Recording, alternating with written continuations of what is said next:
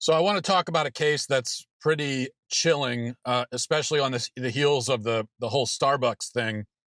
And you remember, of course, with that, two black people were escorted out of Starbucks in Philadelphia by police after they entered the establishment and sat down at tables and refused to buy anything, even though the manager requested that and told them, if you want to stay here, you have to buy something. And she even offered to bring to serve them at the table.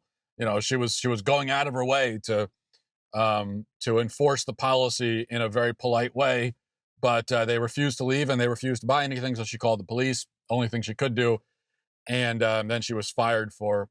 She was fired for, or at least she was removed from that Starbucks, and she was defamed by the CEO of Starbucks. All for following the policy and following the rules and trying to enforce the rules. And I can only pray that she sues Starbucks. I haven't read anything about that manager suing Starbucks, but I hope that she sues them into oblivion, because I think she really has quite a case. But on the heels of that episode, we have this story out of Oregon. A pair of employees at Portland's Back to Eden Bakery were fired after refusing to serve a black woman. Okay, that's at least the headline that that's the headline that we're supposed to focus on, is that two people refused to serve a black woman. So clearly it's racism. Obviously, that's the only explanation. I mean, they refused to serve. But why did they refuse to serve her? Oh, because the store was closed. They refused to serve a black woman after the store was already closed, and they were fired for it. Okay, this actually happened. They were fired for the crime of closing the store at closing time. So for a little context, the store closed at 9:00 at night. At 9:04, two customers walked in. They happened to be white, and they were informed that the store had just closed, and so they were going to be the last customers. This is pretty standard procedure. If you've ever been to a store right at closing time or a minute after closing time, or a restaurant or bar or something, you may be told, okay, fine, you're the last one, right?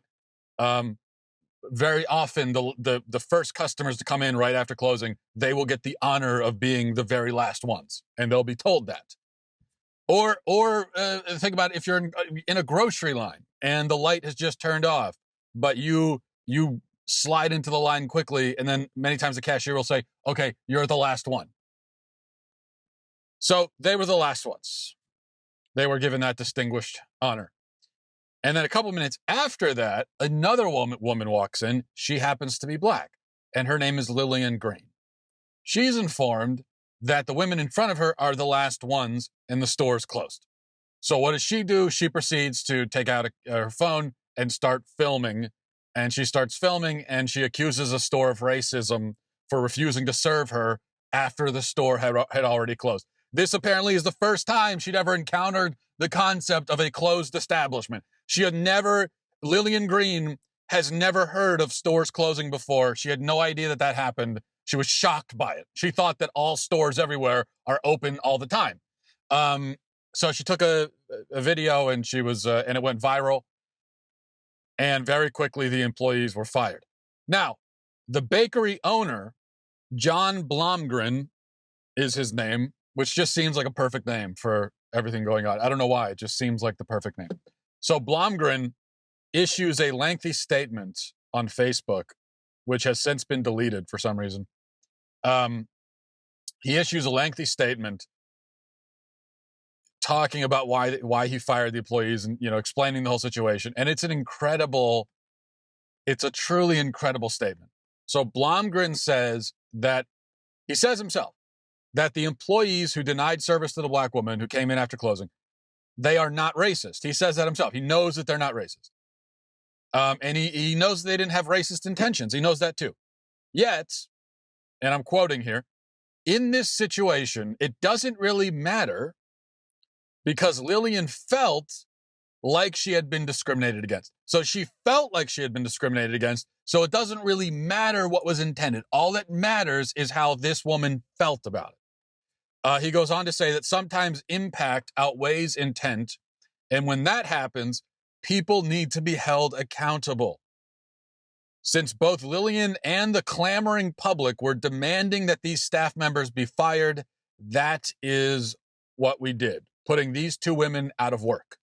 It was an incredibly difficult thing for us to do, especially when they felt they were just upholding our closing time of 9 p.m., but the way in which they went about it lacked sensitivity and understanding of the racial implications at work.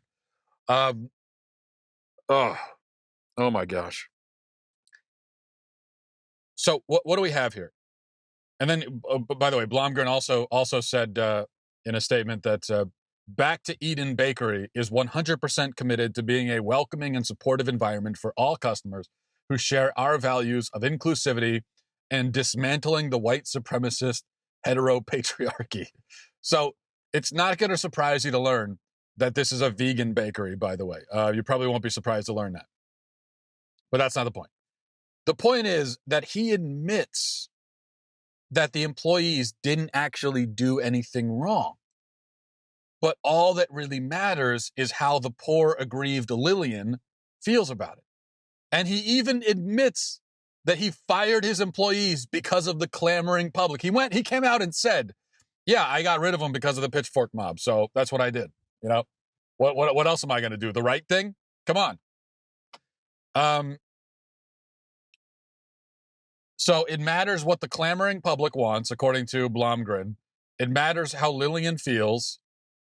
What doesn't matter is what actually happened. That's the only thing that doesn't matter here, according to Blomgren.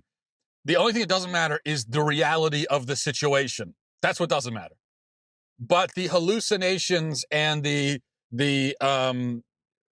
delusions of Lillian Green and the clamoring public, that's what matters. So 2 innocent employees had to lose their livelihood as a sacrificial offering to the aggrieved masses. Now, how does this relate to the situation and the culture generally?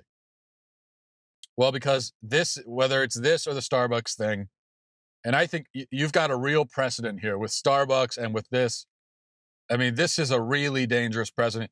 And it certainly is making me very thankful that I don't work in the customer service industry. And then when you add in all the stuff with the Christian bakeries and the LGBT mob that's been targeting them, we'll see what happens with the Supreme Court case. That'll be announced in the next few weeks. But if the Supreme Court finds against the Christian bakers, then we're really going to be in a position where you just can't operate as a business owner anymore in America.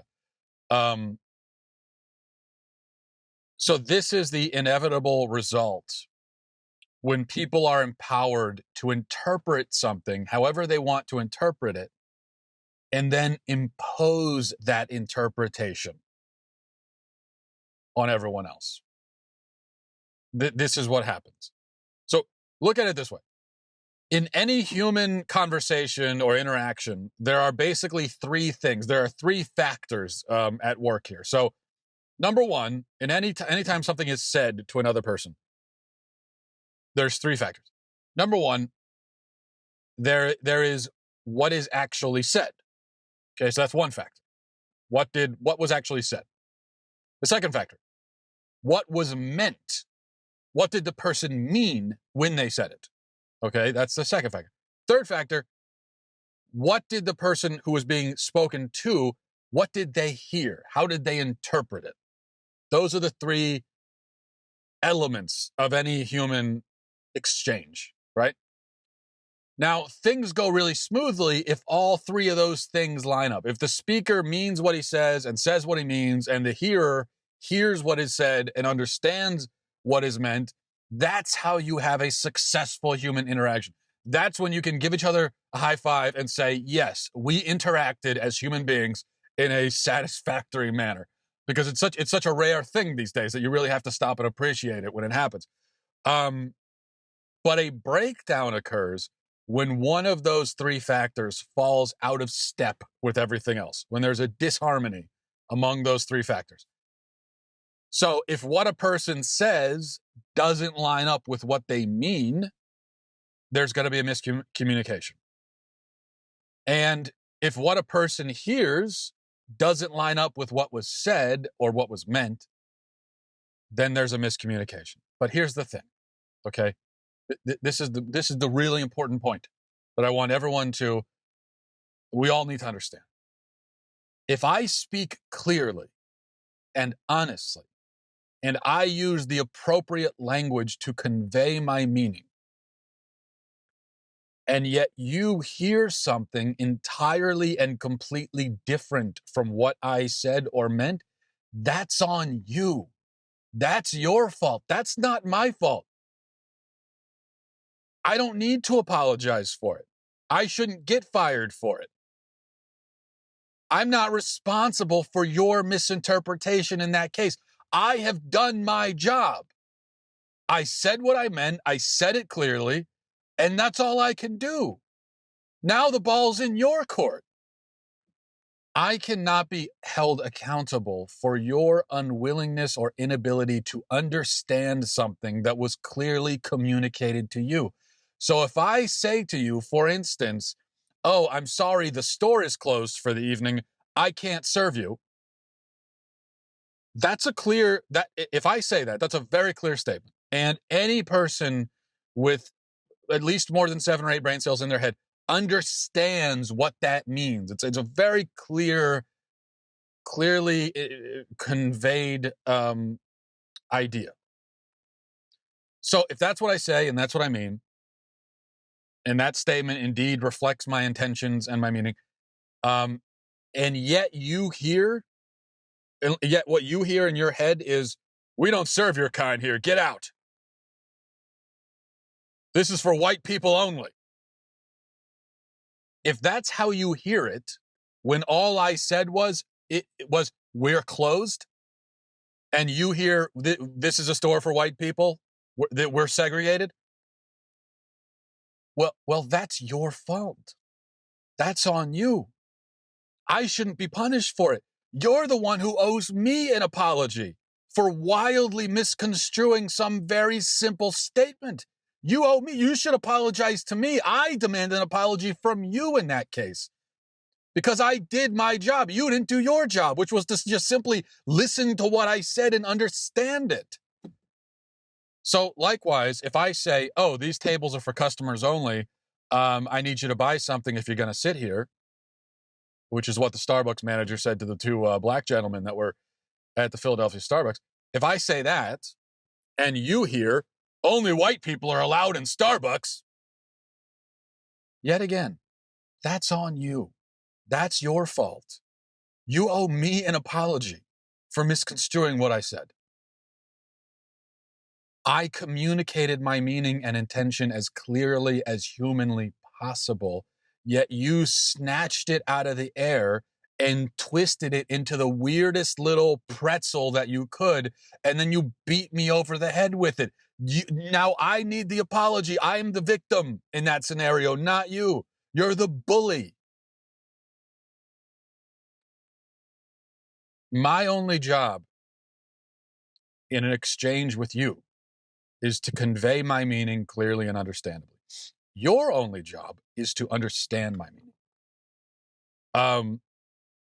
If I fail to be clear, if I communicate in a way that's very vague and doesn't make a lot of sense, then your misunderstanding is my fault, and I owe you an apology. But if I do my job well, and if I do everything I can on my end, then the ball's in your court. And if you mess it up and you bungle it somehow, well, then that's your fault. So Mr. Blomgren says that all that matters is how Lillian Green felt. No, that's precisely the thing that doesn't matter. That's the only thing in that situation that doesn't matter. What matters is what matters in the case of the bakery. 2 things matter. Number 1, that the store was closed, and number 2, that the employees told her that the store was closed. That's literally all that matters. Those 2 things, that's it. Precisely the thing that doesn't matter is how Lillian Green felt. Doesn't matter how you feel about the fact that the store is closed. Makes no difference whatsoever. It's not my job to to somehow protect your feelings in relation to the fact that the store is closed. What am I supposed to do? What were the employees supposed to do? Are we going to, should they take down the number of every racial minority in the greater Portland area and call all of them individually on the phone before closing to ask them if it's okay if they close? Is that what they're supposed, I guess that's what they're supposed to do at this point. That's what is required now. If I say hello to you and you feel like I just called your mother fat, well, no, I don't owe an apology to your mother because I didn't say that. Now, you can claim that, yeah, you said hello, but what you really meant is that my mother is fat. Well, you can claim that, and I guess there's a possibility that you're correct. I can't prove you wrong because you can't read my mind, and I cannot prove to you what was in my mind. But that is not a reasonable interpretation of the statement hello. You see, it's not reasonable for you to assume that. But yes, there is a world in which possibly, someone could say hello and they really mean it as an insult against your mother, I guess. But all we can do is reasonably interpret the behaviors and statements of those around us. That's all we can do. This is not a reasonable interpretation. So I don't know your apology.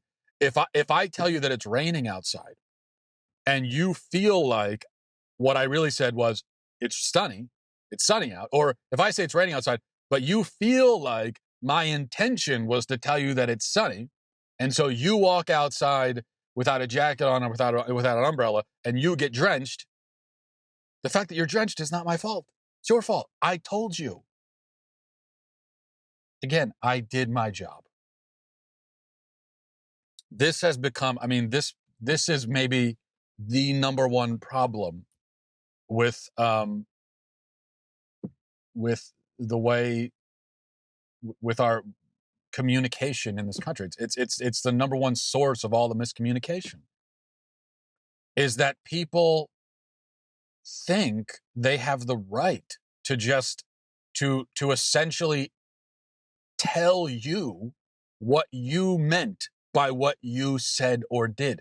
That's what you say something, someone hears it, and that person thinks they have the right to tell you what you meant. And if you try to clarify and say, no, this is what I really meant, it doesn't matter. They'll accuse you of meaning something, and it doesn't matter. You could try to clarify it all you want, and they're saying, no, it doesn't matter. How do you know what you meant? I know what you meant. You don't know what you meant. Who's going to be the authority here on what you were thinking, me or you? Well, obviously me. No. What matters is what is said. And yes, the intention behind it. But you cannot impose or imbue a statement with unreasonable intentions, or intentions that are completely disconnected entirely from what was actually communicated. So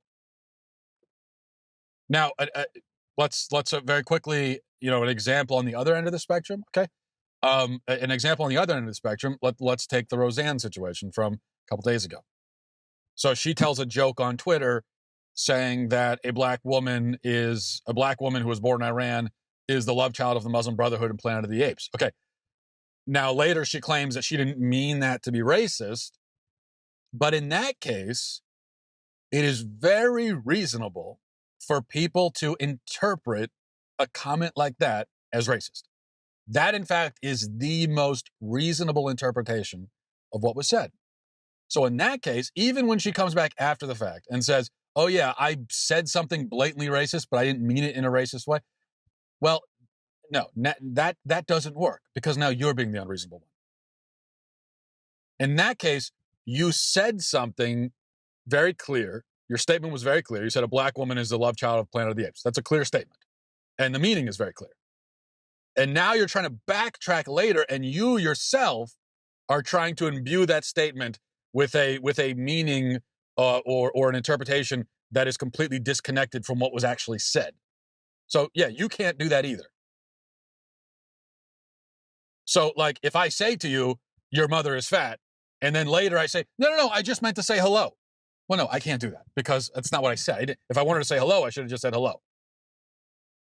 Roseanne was trying to claim that she's just trying to say that Valerie Jarrett was ugly or something like that. She was trying to make a comment about her looks, which, I mean, is still not a nice thing to do. But that's not what she said. She could have said, Valerie Jarrett looks funny, or she's ugly. Still not a necessary thing to say, but she could have said that. She didn't. She said very specifically, she's from Planet of the Apes. So that's, it's racist. So we all have a responsibility in this regard to say what we mean and to use language that clearly conveys our meaning. And as long as we have done that, then we're in the clear. And however people misinterpret it or whatever they do with it, they take it, they put it in a blender, they turn, they slice it apart, they do whatever, they make a Frankenstein monster out of your statement. That's all on them. Or at least it should be. All right. I hope I conveyed my meaning clearly enough. Thanks for watching, everybody. Thanks for listening. Godspeed.